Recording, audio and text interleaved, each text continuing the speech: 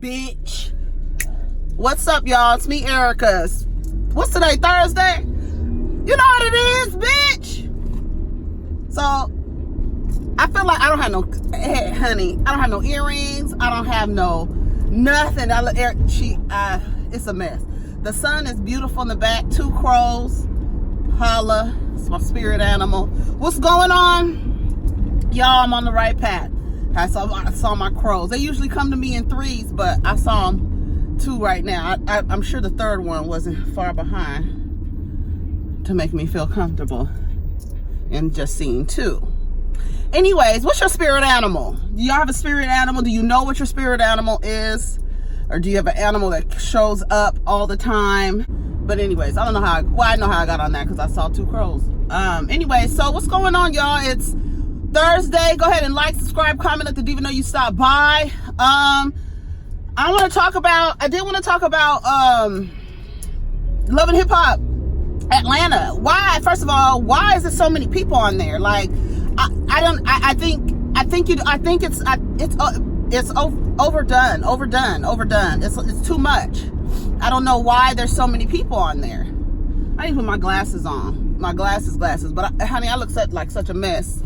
Let me see.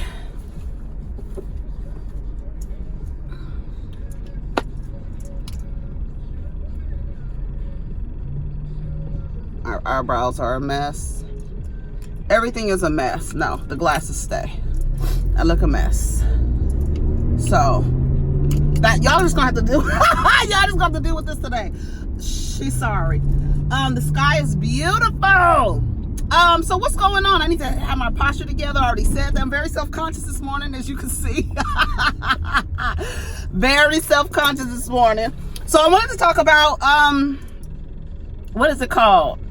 Love and Hip Hop Atlanta. Is it Atlanta? Yeah, it's Atlanta. And then I saw Real Housewives of Beverly Hills last night, and then I tried to watch New York, but they was getting on. I didn't even know.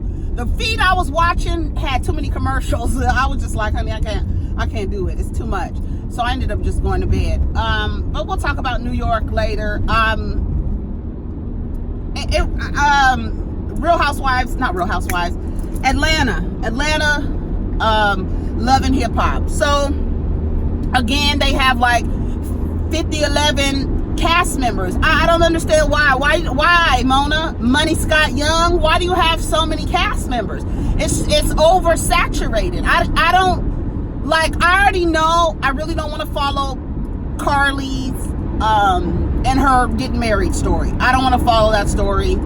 I think it's useless. Karlie Red is there to keep the shit stirred up. You really don't have any other use there than to keep the shit, like an old woman keeping the shit stirred up. You an old bitch keeping shit stirred up. And that's all you do every season. You got a new nigga who wants to marry you. I don't know if you're telling them you want to get on this show real quick and we can just act like we messing around or whatever, and then that be it. I don't know. I don't know what Karlie read with these men, what she's telling these men. But Stevie J is on there with Faith. Mimi acting like a damn fool. Like, Mimi's anger, she has a lot of resentment towards Stevie J, and it's probably because she wasted 13 years with him, and see, if you could listen to those women believe in, they subscribe to monogamy, except for that other girl, Pooh. I was like, okay, at least we got a bitch on here who her and her husband have, like, they do their thing. They have an agreement in their marriage that they do whatever they want to do, and these women are judging them. It's funny because these women be in monogamous relationships with single men. They just do. I'm like, y'all be faithful to these niggas, and y'all holding down monogamous relationships, and then judging people for having a marriage where it's not monogamy, and then judging her, but your niggas doing the same thing they doing. So, so what is it really, Karlie? But anyway, Stevie J and Faith got married. He talked about Biggie. I think that was very important for him to talk about Biggie real quick, to acknowledge Biggie. Stevie J produced one of my favorite Biggie songs, Notorious Thugs, with Bone Thugs and Harmony. And, you know, I felt like it was appropriate for him to say, you know, this is our friend, you know, we over the years became friends and just decided, you know, and then that is the foundation of the friendship. He's right though, he is right, but I mean, I don't know how that's gonna turn out. I don't know, maybe because that's his friend and she knows his bullshit and stuff like that. I mean, I don't know, you never know, because Stevie he's been like that forever. So to me, I feel like the niggas who came after him, like the Joe Buttons and the you know, all those niggas, like they've grown up faster than Stevie J. Stevie J just last year was still on some bullshit, or 2 years ago was just still on some bullshit. So I don't know if he's grown up or not. I don't know. Eva comes back and says that she went to dinner with Faith and Stephen Jordan. So do y'all think that it's wrong for him to take the daughter on to dinner with his new wife without the mother meeting his new wife? What do you think about that? Do you think that that's just Mimi's way to maintain some control where she wasn't able to control Stevie, and that like her daughter is the only way that she can maintain control in the relationship that she has with him, and with him taking the daughter without asking, who looks I mean, when I say goddamn, she looked like Stevie, she looks like Stevie J. The way that Blue looks like Jay-Z, like them babies look just like their dad, like just like their dad. Let's see. Eva didn't know, or Mimi didn't know that she went to the dinner with the thing, and Mimi got really angry. I just imagine, I think that Mimi needs some anger management therapy. I really do, because she goes from 0 to 5,000 so quickly and becomes so enraged and yelling. Like, I recognize that, because I could understand, like to me, like there's it's two parts. Like, you can understand her rage and anger, and I think it's a lot of it to do with Stevie. Like, you're on a show with this man that you was with for 13 years. You are always combative. He fucks with you. When he said that she had finger waves in her hair with your finger waves, bitch, when I tell you I holler, I would have been mad too. Like, nigga, get out. You play too much. You play too much. He playing with you and you're too serious. And that's what makes it look crazy, because he's over it. And the way that he's making it seem like, oh, she's mad because I went and married somebody else and didn't marry her. Now, that might very well be true, but I think it's more so your presence. Like, she would rather you not be there. Like, whether for the daughter, she'd rather you be there for the daughter and keep your promises to the daughter. But I don't think that Mimi really likes to be around Stevie. I think it's too much unhealed pain there. And she just goes. I can imagine her in a relationship, in an argument, and her getting violent and getting physical. Remember that time she bit Stevie in the face? She got close to him and she was so mad at him.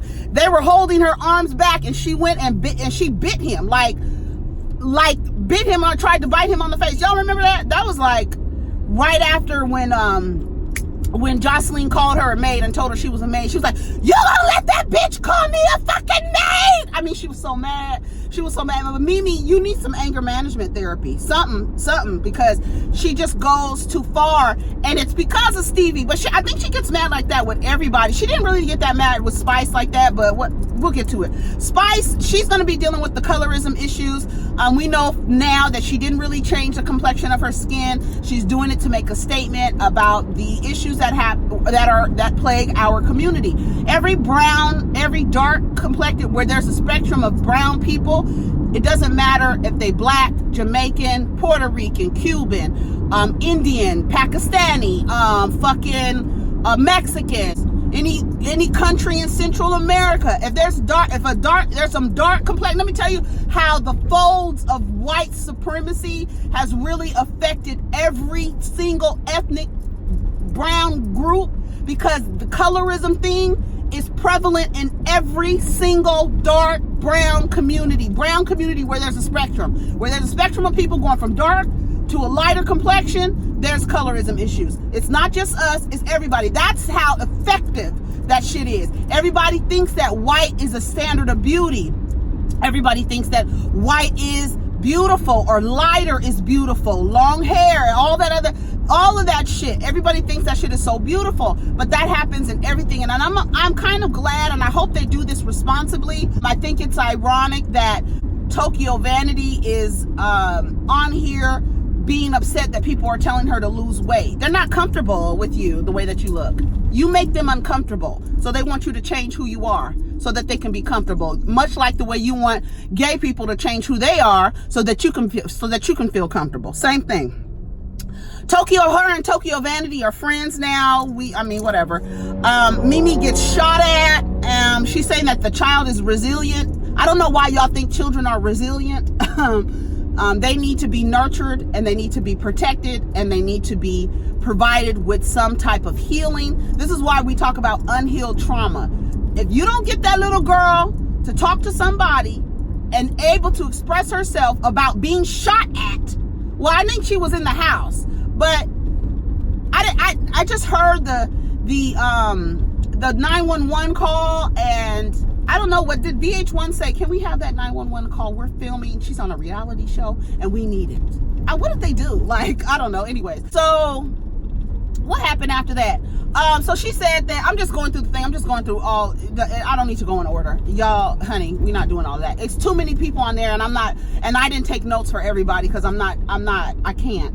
It's too many people. So I really think that they both need to get some help in regards to that. Being shot at, I think is kind of traumatic, especially in your home. And then how safe do you feel that somebody, what did you have, the garage door open? All I know is in Georgia, the most crime that is committed, well, last time I checked, and that was before I moved to Georgia, because I was looking at the crime index and trying to figure out, what do people be doing down here? Home invasions. They like to run up in people's houses out in Georgia. So I can't imagine her leaving her door open. I don't know where she lives, but how did the person get into her garage? We didn't hear any of this. I don't know, but she showed the gunshots, and they were looking like, oh, Mimi girl. How did y'all not know that Mimi got shot at? Did she not call you? How many days was it before the last time she got shot to the time that you guys were filming? The shit is so crazy. It's so inconsistent. It's so crazy. This is the thing. And this is the reason why I'm just thinking about how it's shot, how Love and Hip Hop is shot compared to a show like Keeping Up with the Kardashians, where those people they have cameras around them all of the time, documenting everything in their cars, somebody in their homes. They have cameras everywhere, and then their producers create the storylines, right? And they create the storylines based on the footage that they have. They don't create situations, right? Besides this thing with Tristan, I saw the trailer for the new season. And we're gonna see how they use this Tristan thing. This is my family. Chloe girl, shut up. Everybody knows you cannot create a family with community dick. It's impossible. And you shouldn't do that to yourself. Scrapp, he gets out of jail, he goes to a halfway house. Everybody in the family got a record, so he can't stay with nobody. Ain't that crazy? I thought it was sad but kind of funny at the same time. God damn, everybody in the family got some kind of goddamn record. But it is what it is. So they find he has a half sister. His father has a child the same age as him. Typical shit. KK thought he was dead. I don't believe a word. I believe every other word, every 3 words that come out of KK's mouth, honey, because she was like, hey, if we didn't need anybody to get you home that didn't have a record, you wouldn't know who this girl was. And that's irresponsible. He could have been fucking that girl. Y'all not gonna tell people that they got sisters and brothers out here? That shit is wild. He could have really, because he even said to her, are you sure you my sister? Because he probably found her attractive. She was a nice looking girl. You sure you my sister? They got the same daddy. Daddy walked up in there trying to figure out how to blame somebody else. There's no blame here. You can't, what KK said was, I feel like a lot of people feel like that, but the child needs to know who their daddy is, right? need to understand who they are, where they came from, so they could see, you know, because sometimes when you don't have the other parent, there could be behaviors that the child is demonstrating that they don't quite understand. It's different from everybody in the family, and it might be because of their other family. You have characteristics and behavioral patterns, and it's true, we inherit behavioral patterns that we don't even realize unconsciously. That could be our father, our mother, our grandfather, or grandmother. And if you don't know your other family, you don't know yourself. And so he's missing a piece of himself. And I could understand his anger. I can understand his being snappy with the dad, you know, but the dad's like, you know, I tried. No, you didn't try. You lying. And he's like, I can't really talk. He didn't have a stroke. He didn't had all these things happen to him. And that's what he's saying. I couldn't really talk. And I was like, what is he talking about? But he's saying that he couldn't really talk out of his mouth. He can't. And you could tell that he was having some difficulties talking. And I wish he would have gave him a hug. But see, that's toxic masculinity. What people don't understand is like when you feel like what you're about to do is too feminine, so it will make you seem weak. That is toxic masculinity. That's what it is. Like you haven't seen this boy in his whole life. He thought you was dead, and you standing across from him. You don't even ask him, can I hug you? You don't. So that was weird to me. Like I'm like, why wouldn't you hug? This is your child. If you was really trying to find him and you really care and I love you. And Scrapp was like, do you love me? Like, you don't just say shit just because it sounds sweet. Like, that shit is out of here. Don't do that. I was with Scrapp. I was like, nigga, get the fuck out of here. But then he ended up shaking his hand, and the boy was like, you know, as Muslims, we supposed to forgive and da-da-da-da and all this stuff. So, you know, his younger brother, who he, you know, say, I was the man in the house. I helped him. I hate that. I hate when women tell their sons that they're the man of the house. No, don't say that. They're children. They don't have to be men and little man and all this stuff. They don't need all of that. I just thought like KK was lying. I don't believe KK thought he was dead. I just don't believe that. I just believe KK thought he was dead in the terms where she said you weren't useful. You were of no use at that point. No use to you, but this kid, your son, needs to know who his daddy is. But everybody in the damn family got a record. I like KK, but I don't like her. I thought it was funny because the way that she was, you know, all over Scrapp and hugging him and stuff like that, happy to see her son. But he was mad because he was like, what the fuck is going on? So if I didn't need anybody to get me out of this halfway house so that I could stay with somebody who could pick me up, who doesn't have a record or whatever, I wouldn't know I have a sister. She was like, no. And she told him, like, no. Now, I believe that. Like I said, I believe every 3 words that come out of KK's mouth. Faith and Faith and, did you hear Eva tell Stevie J he didn't raise her? I got to ask the person who raised me. I said, I know that's right, but that's Mimi. I mean, might be her. She might be smart enough. She seemed like she's a little, she seems like she's putting on for the cameras a little bit, which I find it really odd. I just find it really odd to have cameras in kids' face that they just really didn't sign up for this. Your mom signed up for this. I feel like you should protect the child. I know that you want the child to be a part of the story because it is a part of you. The child is a part of your life, but I just don't think it's cool. Anyway, Mimi and Karlie, and they were talking about Tommy going to jail, and Tommy has a illness, and Tommy is mentally ill, and she has a disease called alcoholism, and she's probably doing drugs too. I saw a clip of her last night with this guy Ian Connor, who has been accused of sexual assault from several different models in the fashion industry. Ian Connor, and I guess that what's her name's boyfriend, or was her boyfriend at the time this documentary was filmed on Tommy. But Tommy needs help. I don't find her illness, I do not find it entertaining. I do not find her disease entertaining. I do not find her mental illness entertaining. Nothing about Tommy going in and out of jail, going up to her daughter's school, stalking charges, slamming her daughter's head into the locker, and then getting in trouble the next day, and just she said, I'm tired of people thinking that all I do is stay in and out of jail. But you stay in and out of jail because you have a mental illness and you don't know you can't function. and your mental illness is causing you to be, she needs to go into wherever Wendy Williams is, sober living or whatever. That's where motherfucking, that's where Tommy needs to go. That shit is not funny to me at all. Mimi and Faith and Stevie have a dinner. They sit down for the dinner together, and I'm glad. Mimi came on some rough shit at first, but Faith was looking at her like, bitch, we're not about to do this. We're not, because let me tell you something. I'm gonna tell you something about Faith Evans.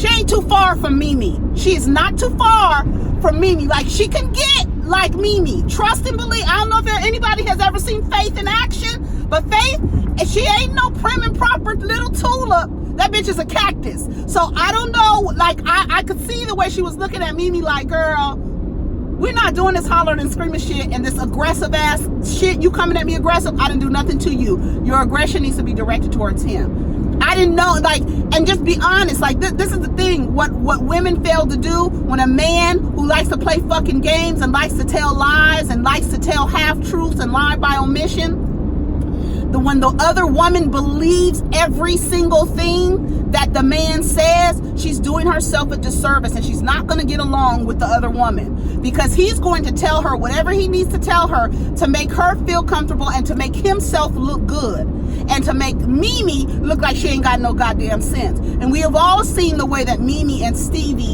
interact with each other, and we all see how Stevie is. And for him to take her and then tell Faith that she doesn't know that you're coming, she doesn't know that you're here, you're playing with Faith, and now you're playing with Mimi, and now you're making it so Mimi will be mad at Faith, and so that they won't talk, and then in turn hold your ass accountable for your lies and for your half-truths. A lot of women, I like the fact that they showed it, because when the women get together, as you can see, they tend to hold the man accountable. But what men do is try to keep the women separated by lies and half-truths, and so they can't talk and they can't hold him accountable for his fuck shit, because Stevie is a fuck nigga. Trust and believe. He is a fuck nigga. Spice goes to the dermatologist. The dermatologist tells her, you will need a psychological evaluation. She doesn't want to be told that you need a psychological evaluation to change your complete appearance. Whenever you go under any type of surgery, wherever you go into any body alteration, you have to have a psychological evaluation, period. Because you are going to look different. You are going to have to get used to a different body or a different face or whatever the fuck you just did. But everybody has to go through it. Everybody has to go through a psychological evaluation. That seemed kind of staged and contrived when the dermatologist like got up and was trying to talk to Spice as she was walking out, but it's all for show. So we know that Spice is not. That's the reason why I understand what she's trying to do, and I think it's very important that we talk about colorism, but I can't talk about the way that she's acting in these scenes, because I know that it's not true. I know that she does not want to she's just doing it to bring awareness. Karlie, Mimi, and Rasheeda, they meet up with Spice, and Spice has this awful looking foundation on with this blonde wig look, and she was like, hello. I was like, is that how light-skinned people talk, Spice? Hello. You for Mrs. Doubtfire. I said, okay, Mrs. Doubtfire. That shit was funny. I was like, hello. Spice and Rasheeda and Mimi end up getting into it. Like, Mimi, why do you get so mad? Spice is not doing nothing to you. She told you your breasts are fake. I said, come on, bitch. How you changed the way you look. You changed the way you look to make yourself feel better. Why can't I change the way I look to make myself feel better? Well, she said, explain, after I had babies, my titties was flat. Now your titties look like 2 football helmets in your chest. But that's something else. We can talk about something else. But Spice was mad. Mimi was mad. Mimi walks off. She called her, what did she call her? Light bright, rainbow bright. What did she call? Sunshine. What did Mimi call her when she was walking away from her? I was like, Mimi is stupid.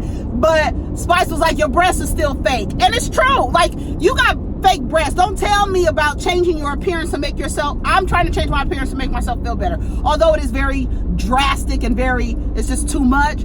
Oh God, come on. What are you doing, bitch? Okay. Oh. All right. Mimi was so enraged in the interview. Experience colorism. Your breast is still fake. Scrapp meets his dad. We already talked about that. Pooh and Hiram. we're going to see how that's going to work out. That's a relationship. They have a relationship, an open relationship, that the women don't understand it.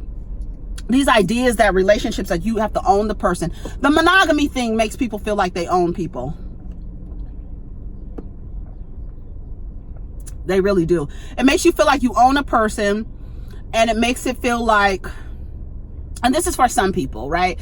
It makes you feel like you have some type of ownership over this person. You need to know where they are. You need to da-da-da-da, da-da-da, da-da-da, da-da-da. All that extra shit.